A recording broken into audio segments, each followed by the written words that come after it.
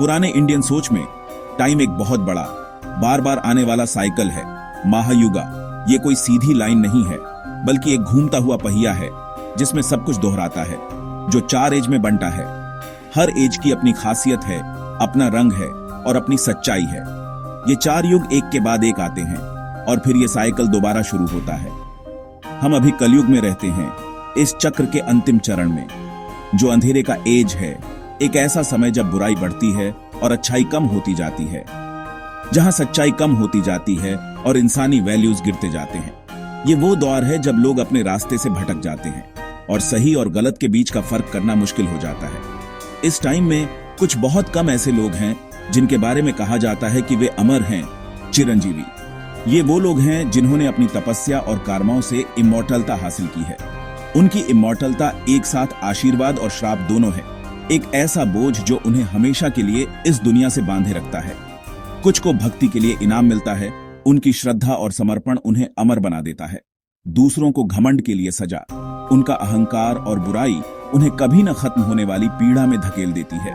2 बहुत खास हैं, हनुमान जो निस्वार्थ सेवा करते हैं और हमेशा दूसरों की मदद के लिए तैयार रहते हैं। उनकी भक्ति और त्याग की भावना उन्हें अमर बनाती है। और अश्वत्थामा जो परेशान होकर भटकते रहते हैं।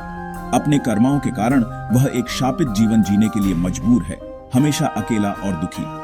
उनकी कहानियां सच और फिक्शन के बीच की लाइन को धुंधला करती है, हमें थौटने पर मजबूर करती है कि क्या संभव है और क्या नहीं। विश्वास, सबूत और इमॉर्टलता के मतलब पर सवाल उठाती है।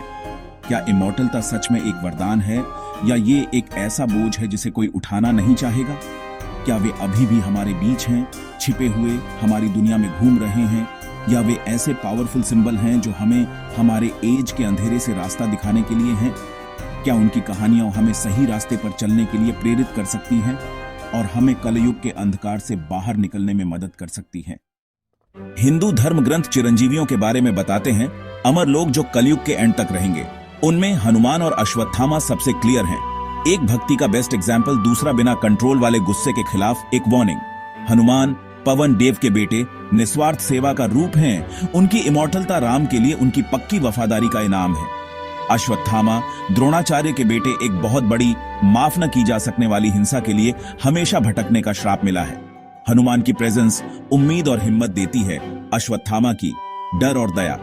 उनकी पैरेलल जर्नी कर्म और हमारे चॉइसेस के नतीजों पर एक जिंदा कमेंट्री है। उनके जरिए इमॉर्टलता के राज और धर्म और अधर्म के सबक जिंदा हो जाते हैं।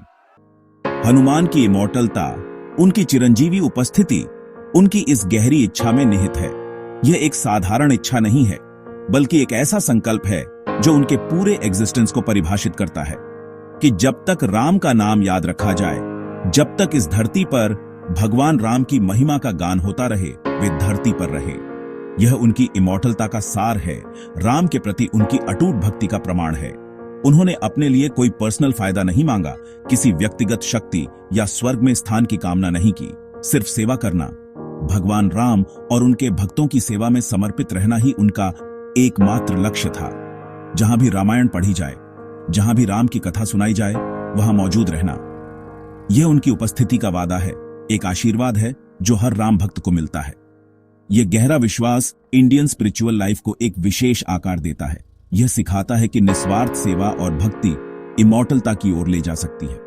यह एक ऐसा पाठ है जो पीढ़ी दर पीढ़ी चला आ रहा है।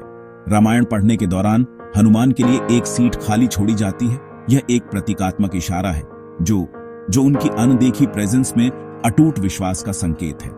यह सिर्फ एक रस्म नहीं है, बल्कि यह हनुमान जी के प्रति प्रेम और सम्मान की अभिव्यक्ति है। तुलसीदास और नियम करोली बाबा जैसे महान संतों ने उनसे सीधे मिलने का दावा किया। उन्होंने हनुमान जी के साथ अपनी बातचीत का वर्णन किया, जिससे एक जिंदा शक्ति के रूप में उनकी भूमिका और पक्की हुई। यह दर्शाता है कि हनुमान जी केवल एक पौराणिक चरित्र नहीं है, बल्कि एक जीवंत और सक्रिय शक्ति है। न कि एक दूर के भगवान के रूप में, बल्कि एक ऐसे देवता के रूप में जो अपने भक्तों के करीब है, उनकी प्रार्थनाओं को सुनता है और उनकी मदद के लिए हमेशा तैयार रहता है। हनुमान को एक रक्षक माना जाता है, जो मुश्किलों को हटाने वाला है, जो अपने भक्तों को सभी प्रकार की नकारात्मक शक्तियों से बचाता है और मुश्किल टाइम में ताकत का सोर्स माना जाता है। वे निराशा में आशा की किरण है और संकट में शक्ति का स्रोत है। उनकी इमॉर्टलता किसी मकसद से है। वे एक एक्टिव गार्डियन हैं जो हमेशा अपने भक्तों की रक्षा के लिए तत्पर रहते हैं, न कि एक अनयूज्ड पुरानी चीज, बल्कि एक जीवंत शक्ति जो आज भी हमारे जीवन को प्रभावित करती है। कलयुग के अंधेरे में जब दुनिया अनिश्चितता और चुनौतियों से भरी है, हनुमान की प्रेजेंस एक अटूट वादा है कि भक्ति और सच्चाई हमेशा रहेंगी, कि अच्छाई हमेशा बुराई पर विजय प्राप्त करेगी और धर्म हमेशा स्थापित रहेगा। वह इस बात की गारंटी है कि विश्वास को हमेशा जवाब मिलेगा, कि जो लोग सच्चे मन से प्रार्थना करते हैं उनकी पुकार सुनी जाएगी और उन्हें आशीर्वाद मिलेगा। अश्वत्थामा की इमॉर्टलता एक ऐसा वरदान जो अभिशाप बन गया। यह एक ऐसा बोझ है जिसे वह अनंत काल तक ढोता रहेगा, जो गुस्से की एक रात और धर्म के उल्लंघन से पैदा हुआ। यह एक ऐसा कृत्य था जिसने न केवल उसका भाग्य बदल दिया, बल्कि उसे समय के अंत तक एक दर्दनाक एग्जिस्टेंस में बांध दिया। पांडवों के सोए हुए बेटों को मारने के बाद उसने एक ऐसा अपराध किया जिसकी कोई माफी नहीं है। यह एक ऐसा पाप था जिसने उसे हमेशा के लिए कलंकित कर दिया। कृष्ण ने उसे धरती पर भटकने का श्राप दिया, एक शाश्वत निर्वासन, जहां उसे कभी भी शांति नहीं मिलेगी और न ही वह कभी मर पाएगा। घायल और अकेला, मौत की आजादी से दूर, वह एक ऐसे कैदी की तरह है जो अपनी ही इमॉर्टलता से जकड़ा हुआ है, हमेशा के लिए अपने किए की सजा भुगतने के लिए अभिशप्त है। उसका शरीर ठीक न होने वाले घावों से भरा है, जो उसके द्वारा किए गए अत्याचारों की स्थायी याद दिलाते हैं। हर घाव एक कहानी कहता है, हर निशान उसके अपराध की गवाही देता है। उसकी आत्मा अपराधबोध से बोझिल है, कॉस्मिक जस्टिस का एक जिंदा सिंबल।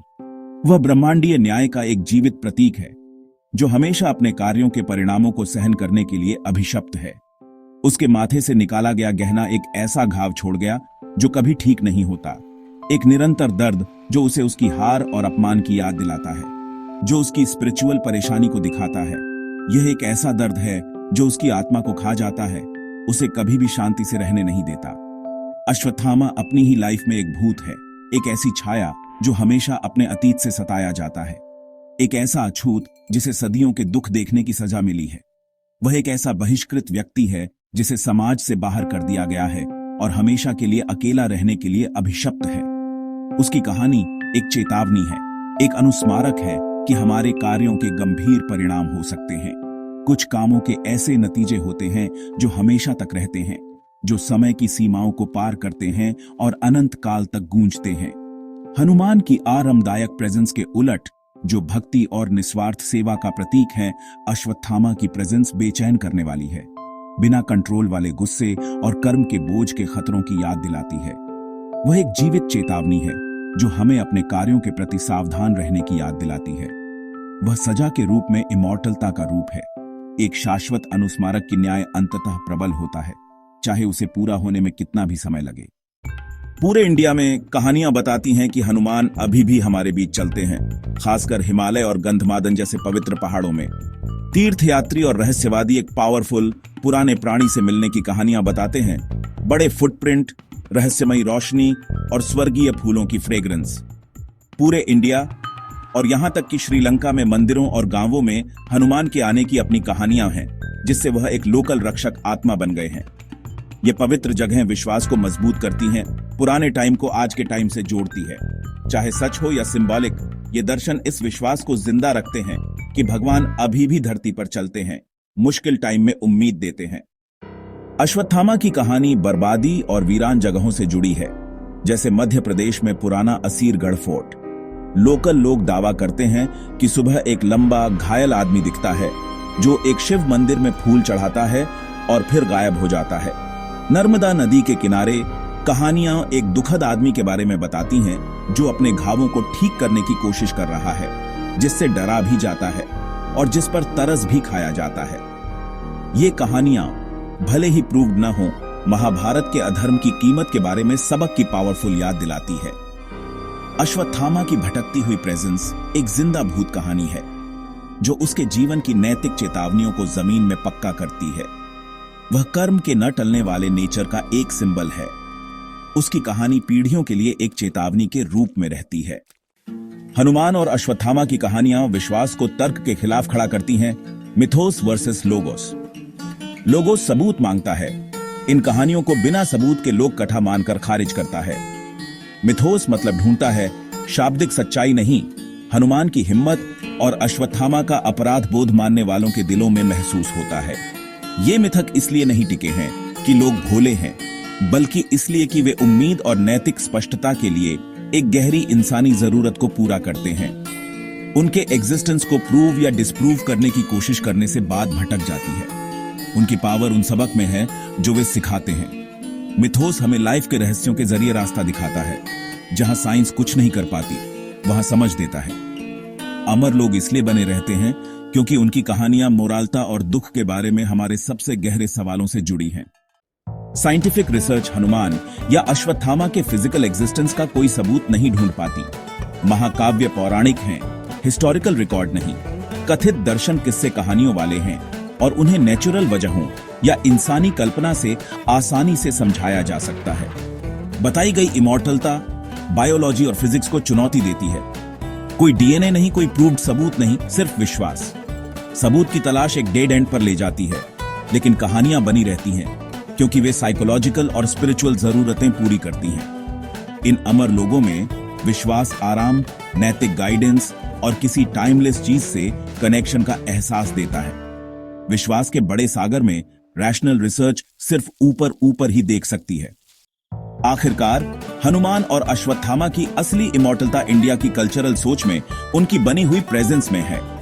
हनुमान निस्वार्थ भक्ति और उम्मीद का हमेशा रहने वाला सिंबल है, जो सेवा और विश्वास के कामों को इंस्पायर करते हैं। अश्वत्थामा नतीजों की चेतावनी है, नफरत के घावों और कर्म के न टलने वाले नेचर का एक मेटाफॉर। उनकी कहानियां हर जनरेशन में दोबारा बताई जाती हैं, वैल्यूज को शेप देती हैं और चॉइसेस को गाइड करती हैं। वे हमारी सामूहिक अंतरात्मा के अमर गार्डियन हैं। एक आकांक्षा की रोशनी, दूसरा सावधानी की शैडो। चाहे वे धरती पर चलते हों या नहीं, उनकी सिंबॉलिक इमॉर्टलता को नकारा नहीं जा सकता। उनके जरिए धर्म और अधर्म के सबक जिंदा रहते हैं, जो हमें हमारे युग के अंधेरों से रास्ता दिखाते हैं।